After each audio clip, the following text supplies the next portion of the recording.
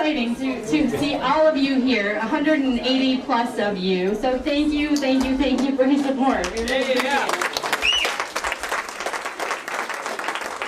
I'm just going to say a couple of words of thanks before we get to the main event of honoring Deb. But I wanted to say a quick thank you to all of you. I think every year we all talk about how we're wowed by this community, even though I think none of us, Gina and Annie and Jen, we don't live here anymore, and we just feel the support and the warmth of the community every single year. So thank you so much for that. Really just such a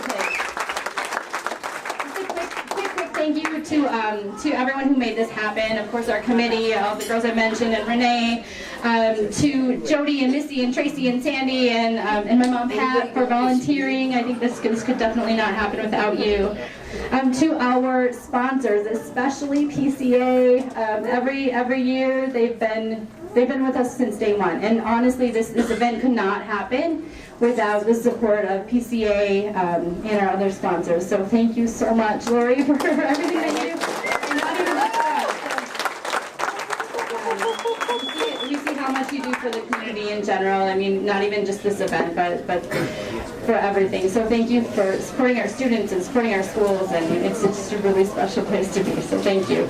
Our other sponsors this year are Minnesota Power, the Minnesota Power Foundation, obviously a special place in my heart, and we also had sponsors of Worley Motors and Rainy Lake Medical Center and Border State Bank and of course the Rotary. So thank you to everyone who joined us. To give every penny to the community. So we have two types of grants right now. We have our innovation in teaching grant, so inner learning grant, I guess it's called, where we sponsor our teachers and our schools who want to do innovative things in the classroom. So really, everything that Mr. Pete stood for was technology and really forward thinking. So we're so excited to be able to provide grants to teachers who want to do that in their classroom. And I think in International Falls, we're really lucky to have those teachers that want to do fun, innovative things in their classroom, and we're excited to fund them. So thank you to all of the teachers out there. And to our administrators. So it's just a really great feeling. I travel the country seeing different districts and schools, and this is just a really, really special place. So thank you. Another quick thank you to Mr. Pete's hockey family. So every year we get just an outpouring of jerseys and tickets and even just money to our funds. So thank you, Bruce Braboyne. Are you in the room, Bruce? Yeah. Thank you on behalf of your whole hockey. We call it the Mr. Pete hockey family, and you've really become something special to us. And again, you make up such a great part of our fundraising and just our heartwarming time for us. So thank you so much. Also, I say this every year, but to Renee and Gina and Jen and Annie, thank you for sharing your husband and your dad with us. I think there's so many people in this room that were touched by him as a student and as colleagues and just as a community member, hockey players. So thank you again for all of the times that you let him come and put us before your family. So thank you again.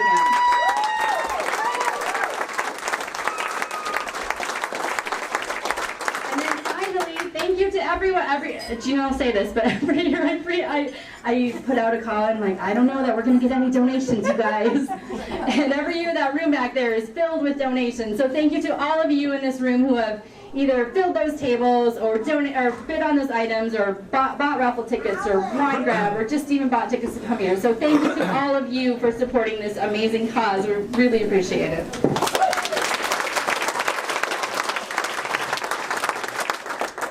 Okay, so let's get on with the show. Enough about me. I'm going to introduce Kevin Grover, the Superintendent of International Falls, and just to say a couple of words to welcome you all tonight.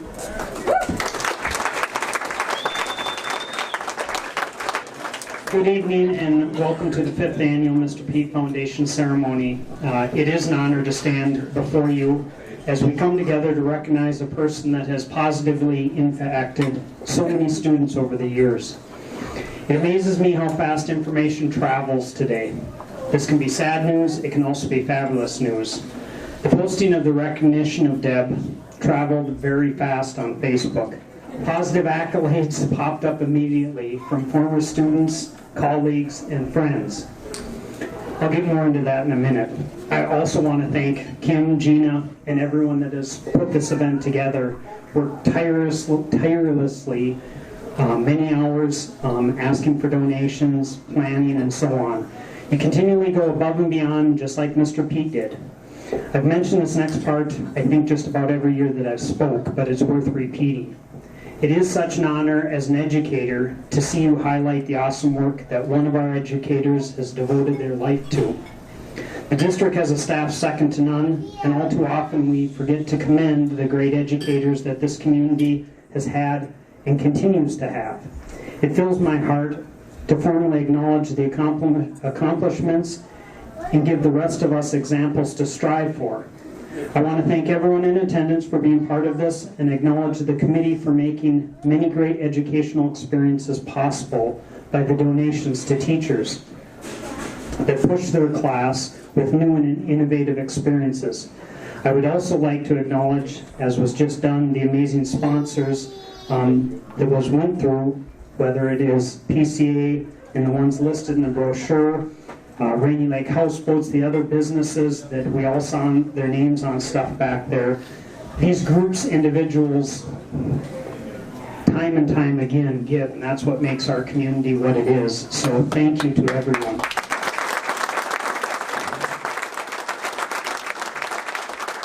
It is an honor for me to have worked with Deb. I believe, I hope I'm not wrong in this, but I believe from '98 when I came through 2012 when you retired, I believe. Is that correct? 96, I started. Well, when I came in '98, okay. And Deb did have some time. I did a little research, but Bacchus Alternative School and other places or other pieces there. I'm guessing to get your foot in the door, like many of us have tried. Deb, like the past four recipients, has a talent that, in my mind, can't be taught. It's a passion that is part of their heart, a drive to make learning fun, creativity. I will admit, when I first came to the district, Deb scared me a little bit.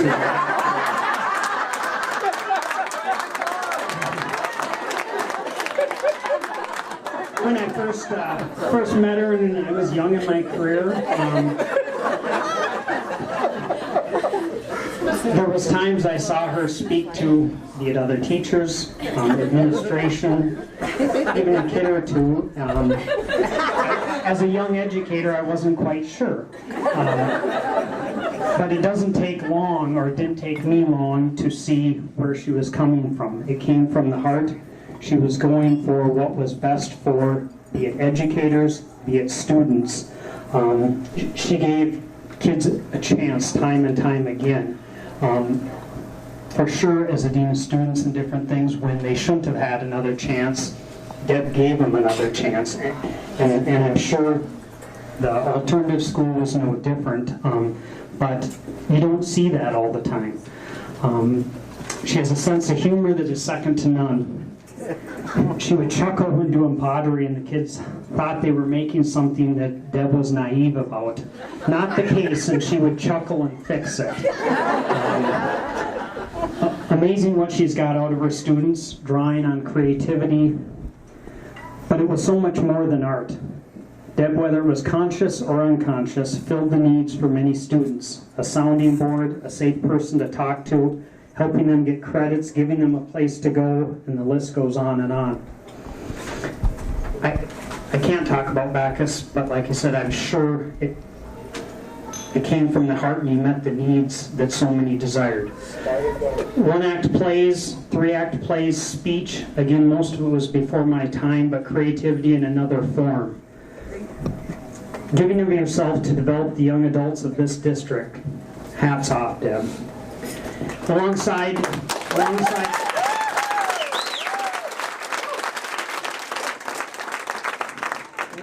many successful educators is a supporting partner. Exactly the case here. Randy, with a similar caring nature, many years at the LC, subbing and doing whatever you could for the district.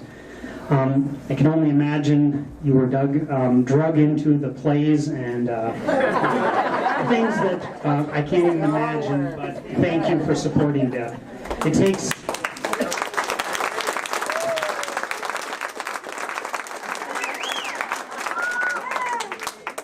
the support from home to be able to do what teachers do, to raise caring families and give so much back.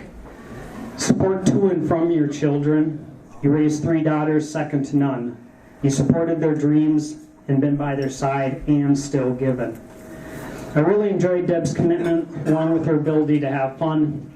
As a new teacher, I said I was a little taken back, shied away, but that disappeared quickly as I witnessed her work with staff and students. I learned of her love of Manhattans on a few professional development trips.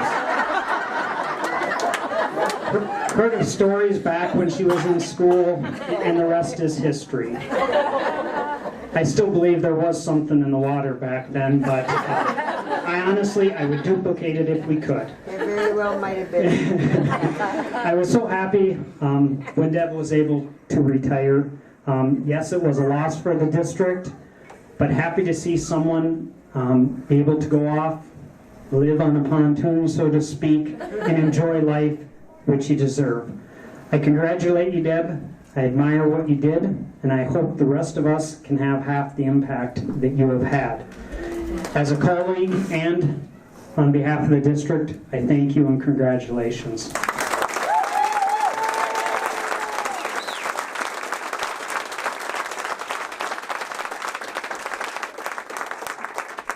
That's so great.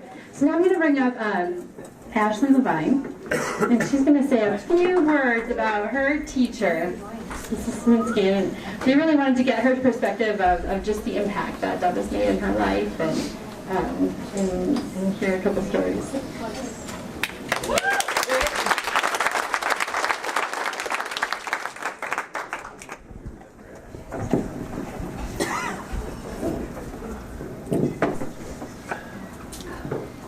Good evening and welcome. I am humbled and honored to be here tonight, not only to witness Mrs. Ciminski accept her award, but to speak to all of you. For those who don't know who I am, my name is Ashley Levine, and I was fortunate to have had many wonderful educators in my life, some of who are in this room, and 2 of which are the reason we are here this evening, Mike Peterson and Debbie Ciminski. Like many others, I went through the math program 3rd through 6th grade, and then was with Debbie for 5 years through junior high and high school. I consider myself very lucky to have had them both. I wanted to share some writing by a famous artist, one who I had chosen as an artist study for a project in Debbie's class. I came to not only appreciate his art during that time, but also his writing, which I feel sometimes is undervalued in comparison to the paintings he created. If you ever have the opportunity to read his letters, I highly suggest that you do. He wrote, "Great things are not done by impulse, but by a series of small things brought together." That was written by artist Vincent van Gogh. I start you with this quote as something to think about, and to think about all of the many small things that you do throughout your day, and as you move through life that may impact others. Understand that each of you have the ability to do something great. It can be big or small, and perhaps you may even change someone's life. Bringing small things together, they add up, and can create something bigger with more impact than any of us could imagine. This reminded me of the things that Debbie has accomplished. She has taken a series of what she may feel are many small things and tumbled them together to create some amazing programs that provided experiences to not only students, but to members of our community who may otherwise have never gotten to experience them. You can do that too, and I hope you take those words by Vincent home with you this evening and consider them. To have had Debbie as a teacher is to know kindness, feel safe, learn patience, experience new things, and to accept that M&M birds just don't belong in art. If you don't know what an M&M bird is, they look a little like this. And that's 7th grade art, day 1, lesson 1. She'll tell you all about them. I spent hundreds of hours throughout my high school career rooted firmly to a stool in Deb's room. Partially because I was so invested in my pieces, and partially because it became a safe haven from home, not only for myself, but for hundreds of other students. No questions were asked. You came as you were, troubles and all, and the rest of the world would fall by the wayside for a short period of time. As advanced art students, we were given the opportunity to participate in incredible field trips. Trips that Debbie was always excited to take us on, and that we all looked forward to. Our adventures took us to numerous places, including the Guthrie Theater, the Minneapolis Institute of Art, and the Tweed Museum. I took a trip down Fleet Street, gazed at ancient sculptures, and experienced a snowfall from the ceiling of the Guthrie. Every trip was magic, and I cannot fully articulate into words how it felt to experience those things, but I will certainly try. The best way I can describe it was that it was like someone reached inside of me and set my soul on fire. Or perhaps like something was giving my heart the biggest hug in the world. Every experience felt physically different, but it felt like some place deep inside of me was reaching out for more of whatever it was. I knew in that moment that I wanted to feel that way every day, or at least as often as I could. During those 5 years, I challenged myself, explored talents I didn't think I had, and learned many valuable lessons, including patience and respect, not only for myself, but for others. The advanced art allowed me to choose my own projects and focus on my specific talents, as well as the media I enjoyed the most. This included working with clay. While I was, in my opinion, fairly good at clay sculpture, I must say I was also equally, if not better, at blowing them up. Every single time. Not only did nearly all of my pieces explode, but because of their large size, they usually took a few casualties with them. Needless to say, I was not a favorite among my peers during our clay project times. Nor was I likely one of Deb's. In dealing with the aftermath of each of my explosions, to say that Debbie expressed a great amount of patience is an understatement. As a testament to this, I wanted to tell you the story of one piece, which was my final clay project during senior year, when I decided to create a rather large bust of John Wayne. Having already a pretty solid track record of exploding pieces in the kiln, Deb approached me and asked if I was 100% sure I had made clear burning holes between each connecting piece. And this meant from his shoulders and to his neck, and from his neck to his face, and from his face to his hat. To this I confidently replied, "Yep, I sure do."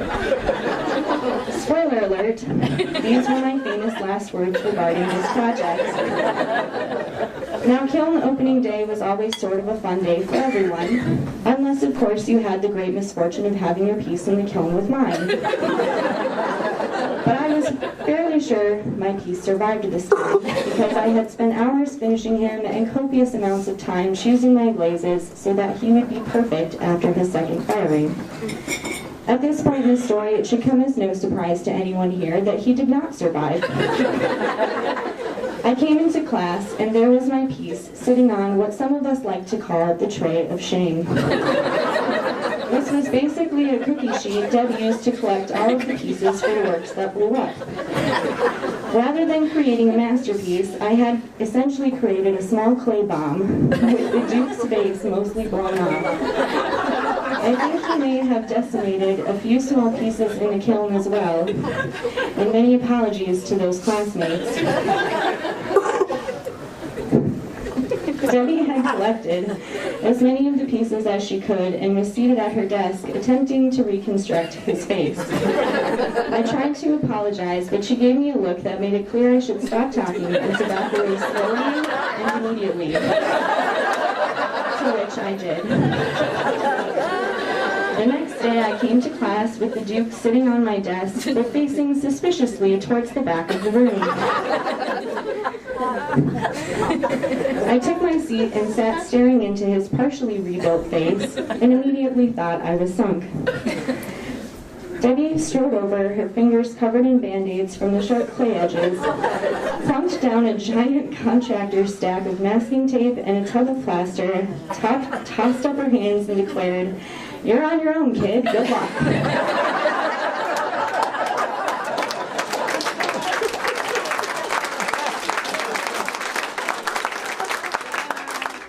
I did finish my John Wayne. He sits on display in my grandfather's living room with a face made of plaster and tape. He is painted, not glazed. He now has a slightly lazy and mocking eye. I like to think I got an A on that project, but in looking back, I'm really not so sure. I never got to say it then, but I'd like to say it now. Thank you, Debbie, for giving me and others the many opportunities in experiencing the world outside of our community. Your gift has allowed me to grow and be a better person. I believe those experiences set the course for me to becoming the museum professional that I am now. This position has also enabled me to give other people the opportunities that you were able to afford me. Gifts that, in my mind, are priceless. Thank you for letting me ask questions, explore my creativity, make mistakes, think critically, and for putting all those broken pieces together again when they needed it, play or otherwise.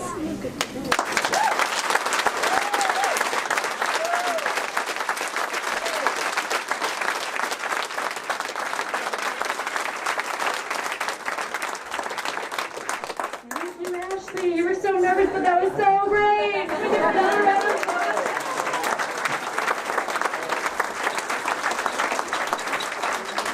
I just looked at Renee and said, this is what it's all about. So all of you teachers out there who don't get to be publicly thanked like this and have the stories, there are stories and so many stories, and you are making a difference. What was such a great story? So now I'm going to bring up the person who said, I was born for this moment, right? Erica.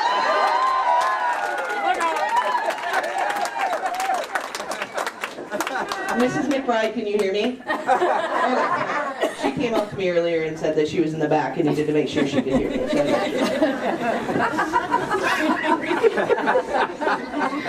All right. Good evening, family, friends, fellow Broncos, and those of you who wish they were. What a wonderful occasion that brought us all here tonight. Thank you to the Mr. Pete Foundation for putting on such a fantastic evening. For those of you who don't know me, my name is Erica Ciminski. I was in Mr. Pete's 4th grade class in 1997 and 1998 and was a member of the first class to complete all 4 years with the MAC program. I remember heading into the MAC room thinking I had it all. You see, I grew up with the Peterson family. I've known Jen, Annie, Gina, Mike, and Renee my entire life. So I was thinking, I'm in. In true Mike Peterson form, it meant absolutely nothing. I walked into that room and he acted like he had never met me before in his entire life. That was Mr. Pete though. No kid in the world was more special than another. Except the kids who could kick the ball into the home run tree. Those kids, more special than anyone. But for the reason I'm here, and by here, I mean here on this stage and here on this earth, my mother, Deb Ciminski.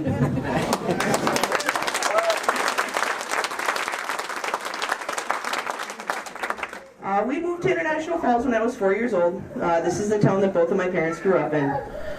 My mom took me to a figure skating practice to see if it was something I'd be interested in now that we lived in the icebox of the nation. Needless to say, to all of you who are cackling right now, figure skating wasn't really my thing. I did, however, find a hockey puck while I was aimlessly wandering around the arena.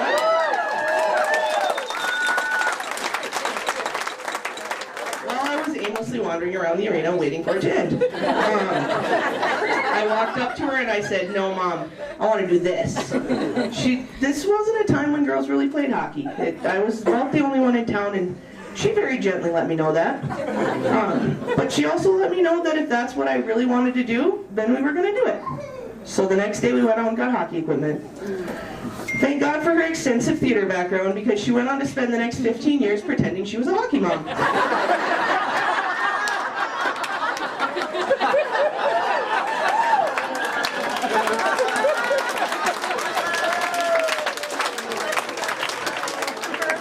With her passion for theatrics and a magical eye, she took the children's theater flying to Neverland with Peter Pan. She took us floating down a chocolate river with Willy Wonka. While coaching the high school theater, we went to Fleet Street with Sweeney Todd, to the state meet with Tales of Trickery, and taught Falls High they were born to hand jive with Grease. She rang in the holidays directing community theater with A Christmas Carol, and the woman even crucified a man on stage in Jesus Christ. What she did in production is mirrored by the profound impact that she had in a classroom. Before she took on the art teaching position, my mom was a full-time teacher at the alternative school. She's a lot like Mr. Pete in a way that she has never had a preconceived notion of a student. She took kids that the school and most of society had labeled bad kids and gave them hope. She treated them like humans and gave them an opportunity to be better than anyone ever had let on to them in their lives. I guess what I didn't realize growing up as a child, the rarity of someone walking up to their former teacher and letting them know they saved their life. However, with my mom, it's a daily occurrence.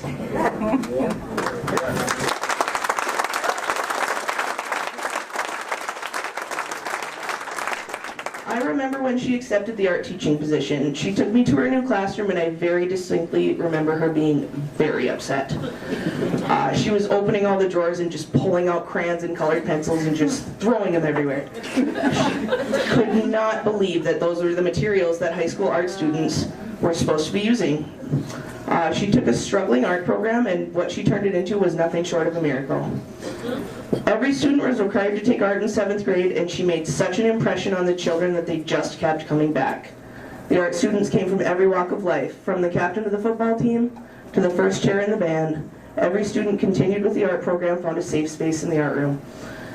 It became evident when on any given day, at any given hour, her room was absolutely packed to the brim with students. However, what my mom considers her greatest achievement as an educator is taking the kids on the annual art trip, which Ashley talked about. Every year she took the advanced art students to the cities to watch a play, go to an art museum, and go to Rosedale shopping. She knew full well that this would be the only time that many kids in this town would ever experience anything like that again. That she considers her greatest achievement, as well as jocks calling their artwork pieces.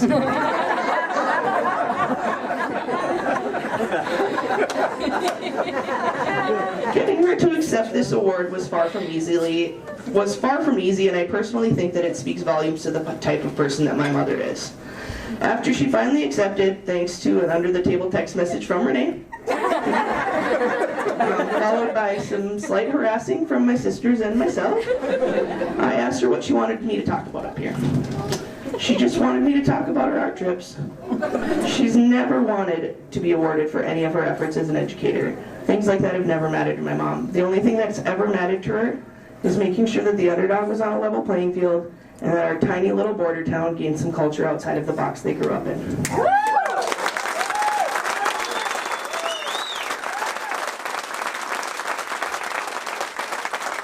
I present to you, without further ado, my mother, Deborah Ciminski.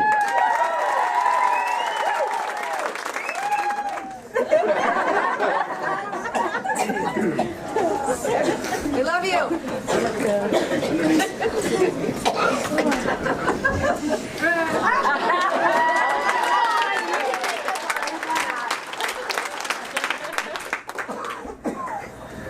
This is really hard to do. I haven't been on stage for a while. Thank you, everyone. It was very touching. And my baby and Ashley. Wonderful. And some of the people I've seen here tonight. What a blessing. What a wonderful life. Great. Mike could be proud of the success that the girls have done for the past 5 years. Community thanks you for your time and energy and money. All of it. I thank you for the legacy honor. Mike was a good friend and valued creativity. His fourth grade plays fed me childhood actors for years. I encourage all the teachers in the audience. If you're from Indus or Little Fork, you are included in everything that these girls do. Apply for these grants. Do something different. Jazz it up a little, spike it up a little. I used to tell Harold Schumacher, I love this town, and I love this town. This is my home. I said it very often during the years.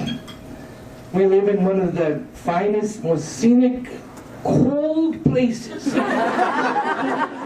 And the kids that we teach are the grandkids and the nieces and nephews and children of everyone we know.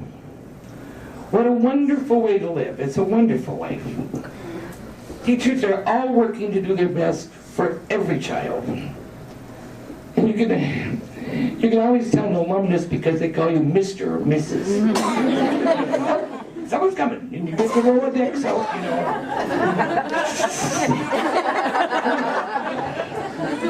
Trying to figure out how that skinny little kid turned into this big hulking guy. Figure out the name. They always say, hello, Mrs. Ciminski, and they tell you I'm doing great in life. I'm married, I have kids, I got a good job, and I just wanted to say thank you for being there. That's thrilling to hear that those kids are doing well. And all you teachers know, you see your old students, it's wonderful. That's worth everything to me.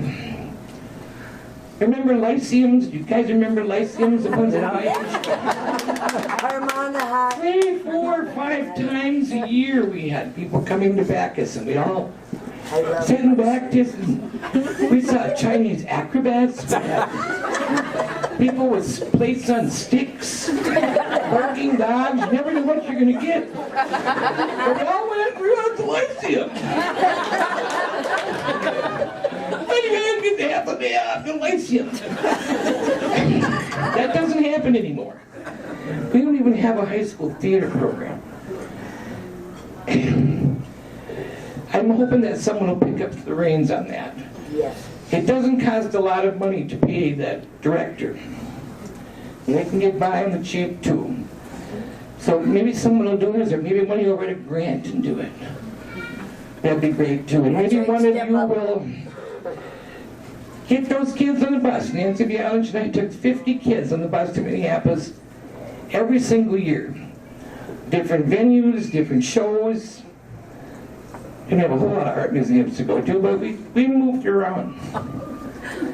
It's just, never had a kid ever do anything wrong on those trips. And that's with 3 hours at Roseville. Wasn't easy, but they're all sitting there in the bus. They're a little scared of me, you know.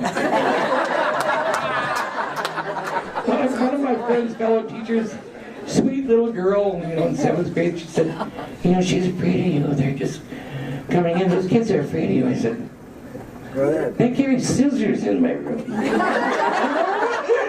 Oh, that's okay.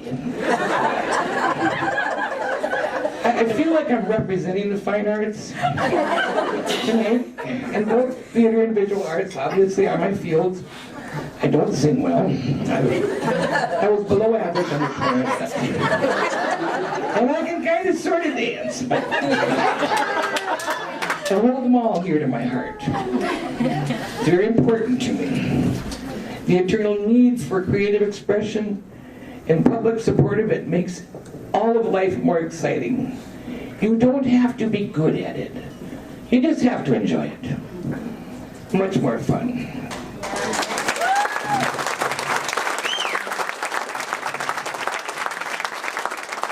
I'd like to thank my wingman, Randy, my tech director. It was a highly dangerous job.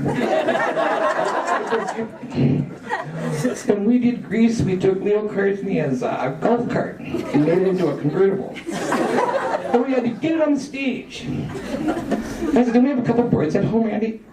So they bring in these two big planks, we put them up, and run that golf cart up on the stage. The board shot out while he grabbing the eternally graceful janitor. And I said, "Just wait, we're bringing the sand for Jesus Christ." Horrified. So then we went on to do Jesus Christ Superstar with 75 people on stage and 25 people backstage, and I had a really good lead actor. And we had to put him on a 30-foot cross on a little piece of wood for his feet, and then he had to hold the two nails. Well, he was the lead actor, you know. So I said, "Randy, you gotta test out the crucifix."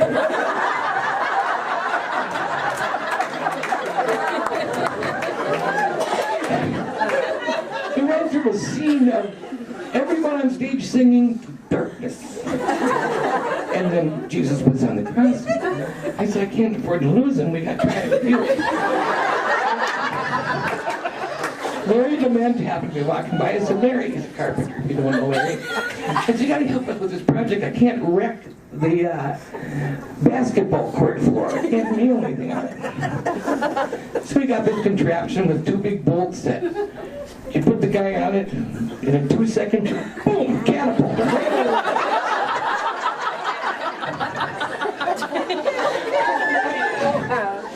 I thought, whoa, what are they going to do? What happens to him? But we did it, and he held on, and I said it was perfect. I gotta do it again just to make sure. So he was great. And my children, just to be with me and be with the family, took on bit parts and crowd scenes, you know.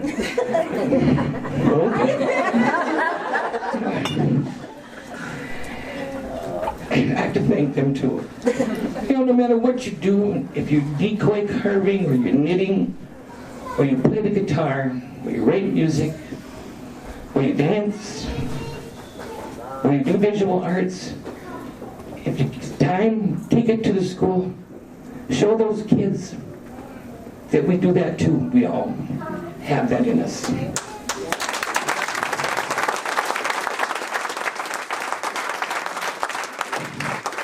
Thank you all for thinking of me. It's so delightful to see you all here, friends and family. It's a good cause, good food, good company.